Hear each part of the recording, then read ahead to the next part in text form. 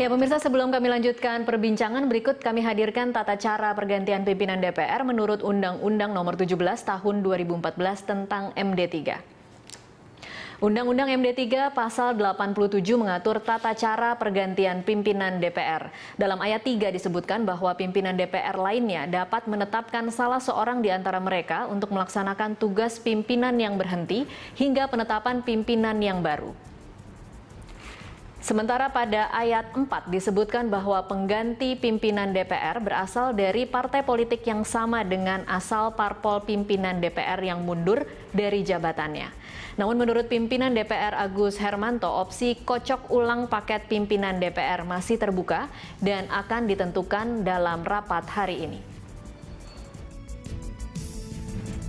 Betul, jadi kemarin sore Pak Setia Novanto mengundurkan diri dari Ketua DPR RI, sehingga secara otomatis hal-hal yang ada di MKD tentunya langsung berhenti dan langsung selanjutnya tentunya Pak Nov sudah tidak menduduki sebagai Ketua DPR kembali.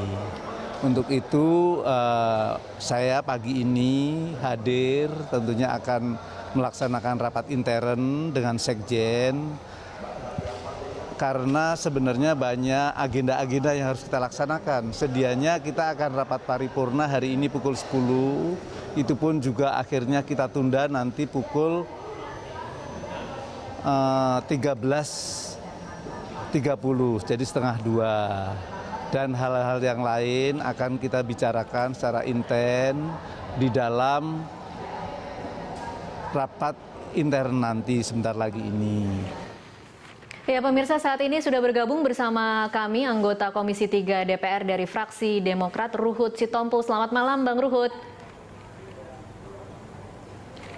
Selamat malam Tasya, selamat malam penonton setia Berita 1 Jakarta. Iya, Bang Ruhut, kami ingin tahu bagaimana mekanisme yang akan dipilih nanti untuk mengganti posisi Setia Novanto. Apakah memang akan langsung dari Partai Golkar atau masih terbuka kemungkinan untuk kocok ulang? Ya, semua dalam politik bisa terjadi. Tapi tinggal kembali, kalau bicara kocok ulang, paling tidak Indonesia Hebat yang sekarang P4, kita lihat apakah mereka akan menggagas kocok ulang. Karena bicara kocok ulang, revisi MD3 yang lalu harus ditinjau kembali. Karena tadi sudah Tasya singgung pasal-pasal itu betul. Kalau menurut MD3 itu pimpinan apabila seperti Pak Novanto ini memang tegas dikatakan oleh partai politik yang bersangkutan. Tapi intern partainya juga cukup tarik ulur. Kami mendengar ada beberapa nama, ya. Tapi kita belum tahu dari Indonesia Hebat. Tapi posisi Indonesia Hebat yang sekarang sudah menjadi P4, masuknya PAN, ya, mungkin bisa juga karena sekarang bicara di DPR merah putih koalisi dibanding P4 koalisi, sekarang kayaknya lebih dominan P4 karena sudah ditambah oleh PAN. Tinggal kebetulan fraksi kami, Partai Demokrat, penyeimbang, kami berada di tengah. Ya? Okay. Kami melihat urgensinya, karena itu Pak Hermanto bicara begitu benar, karena beliau mewakili dari kami, Pak Agus Hermanto, jadi apapun masih bisa terjadi. Oke, kalau realistis melihat waktu yang tersisa, Bang Ruhut, besok adalah hari terakhir untuk rapat paripurna. Apa mungkin kemudian partai-partai dari Koalisi Indonesia Hebat ini kelihatannya memang akan masih mau memperjuangkan merebut kursi pimpinan DPR? Kalau saya lihat ya namanya politik ya. Dengan waktu itu mereka merevisi aja pasti keinginan kan tetap ada ya. Kan namanya politik, merebut kemenangan itu kan dalam rangka kekuasaan, menjadi pimpinan DPR, pimpinan MPR. Kebetulan kita mengerti juga perasaan dari PDI Perjuangan, kita harus hormati PDI Perjuangan. Dia partai pemenang pemilu, kan sangat ironis. Mereka tidak ada pimpinan di DPR, begitu juga di MPR. Jadi apapun ini masih bisa terjadi. Tapi seperti tadi yang dikatakan Tasya, sementara ini kalau nggak bisa dikejar besok karena besok udah tanggal 18 dan juga kebetulan dua wakil ketua itu lagi berada di luar negeri, di Timur Tengah. Jadi sekarang ada Pak Agus sama Pak Taufik saja. Untuk Demokrat sendiri, Bang Ruhut, posisi Demokrat sebenarnya lebih memilih mana? Langsung saja ditunjuk oleh Golkar untuk menggantikan Setia Novanto, atau Demokrat lebih memilih kita kocok ulang sehingga semua pimpinan diganti? Kami sebagai penyeimbang yang berada di tengah, arahan dari Ketua Umum kami Pak Susilo Bambang Yudhoyono, kita tahu mana yang terbaik kan itu. Tapi sebenarnya kami kocok ulang maupun MD3 nggak ada masalah karena pimpinan itu 5 orang. Kami kan masuk di dalam 4 besar. Mungkin yang menjadi perdebatan nanti dari PKS. Mereka kan bukan 5 besar, tapi mereka ada pimpinan. Yang kita tahu militan membela Setia Novanto, Saudara Fahri Hamzah. PKS itu kan tidak 5 besar. Mungkin PKS yang rada ngotot. Oke, baik. Bang Ruhut, tadi sempat beredar nama-nama disebutkan oleh Sekjen dari Partai Golkar, Idrus Marham. Ada nama-nama Rambe Kamaruzaman, Titi Soeharto, Ade Komarudin, Fadel Muhammad, dan juga Aziz Samsudin. Kira-kira kalau Anda melihat nama-nama seperti ini, siapa yang paling berpeluang untuk menjadi pimpinan DPR yang baru? Jadi saya bedah sedikit ya. Kalau Ade Komarudin itu pendukungnya kita tahu Bambang Susatyo, ya.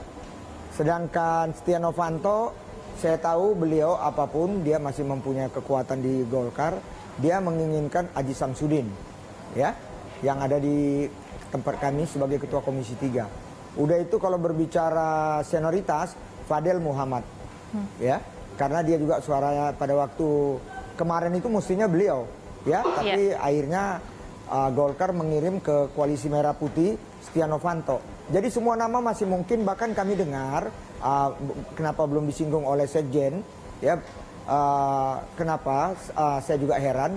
Saya dengar Bapak Ketua Umum, apapun Pak Ical sangat kuat di Partai Golkar, memasukkan kenapa tidak ada nama Titi Soeharto. Oke. Titi Soeharto juga termasuk dalam bursa pengganti Setia Novanto ya, Bang Ruhut? Iya, dari nama-nama yang disebut Idrus Marham, saya tidak dengar. Tapi saya dengar Pak Ical, kenapa nggak ada nama Mbak Titi. Kalau itu memang benar, yang saya dengar ini, saya rasa Titi juga menjadi kuda hitam. Oke, siapapun yang kemudian nanti ditunjuk oleh fraksi Golkar untuk menjadi ketua DPR yang baru, akankah kemudian nanti pimpinan yang saat ini masih menduduki kursi pimpinan DPR, ataukah kemudian anggota DPR lain punya kesempatan untuk menyatakan pendapat mereka, apakah mereka akan menolak atau menerima pimpinan yang baru? Bang Ruhut. Oh enggak, itu cukup selesai dari partai, dari fraksi ya. Itu tidak terlalu lama perdebatan. Tinggal yang ramenya di tiap-tiap fraksi tersebut. Terjadilah jeruk makan jeruk, kan itu ya. Kalau kami siapa saja terserah. Dan fraksi yang paling rame mungkin kaitan dengan dia juga akan berjuang di luar, yaitu PKS. Ya, karena kalau kocok ulang kemungkinan Fahri Hamzah ya selesai. Dan tapi saya dengar tadi saya bersama Desmond, posisi Fadlijon juga kan kita tahu Fadlijon dan Fahri Hamzah ini kan pembela setia daripada Setia Novanto. Dan melihat hasil kemarin MKD, betul-betul 180 derajat partai-partai yang selama ini mendukung, akhirnya mereka sadar betul suara rakyat, suara Tuhan. Apalagi saya selalu mengatakan waspada, waspadalah Partai Demokrat, Partai Golkar. Partai Golkar harus waspada, Gerindra harus waspada, dan P3. Karena mereka dari 17 beberapa kadernya di MKD yang paling ngotot ya membela Setia Novanto. Tapi faktanya Novanto juga sudah tidak percaya diri dibela, akhirnya dia mengundurkan diri kemarin. Oke, Bang Ruhut, artinya memang kalau dari perkembangan di lapangan yang Anda dengar, selain Partai Golkar yang akan mengganti Setia Novanto sebagai Ketua DPR, Gerindra dan juga PKS ada rencana untuk mengganti posisi Fadlizon dan Fahri Hamzah? Saya dengar kalau dari apa ada kemungkinan ya. Saya tadi bersama Desmond ya. Kalau P3, kalau PKS ya PKS, saya dengar juga kebetulan presiden yang baru rekan saya Sohibul Imam, begitu juga Ketua Dewan Suronya mantan Menteri Sosial ya. Saya ketemu di salah satu acara pilkada. Ya mereka rada gerah juga lihat Fahri Hamzah ini. Karena jujur sajalah suasana sekarang ini harus pintar-pintar. Kalau mau menang pemilu 2019, rebut menangkan hati rakyat. Karena apapun suara rakyat itu suara Tuhan. Salah yang mengatakan suara rakyat, suara partainya. Oke. Baik, terima kasih Bang Ruhut untuk waktunya bersama kami. Saya tahu Anda harus kembali lagi ke ruang rapat untuk voting pimpinan KPK. Terima kasih Bang Ruhut untuk waktunya. Iya, terima kasih Tasya, terima kasih penonton setia Berita 1 TV kebanggaan kita. Baik, pemirsa tetaplah bersama kami akan kembali usai jeda komersial berikut.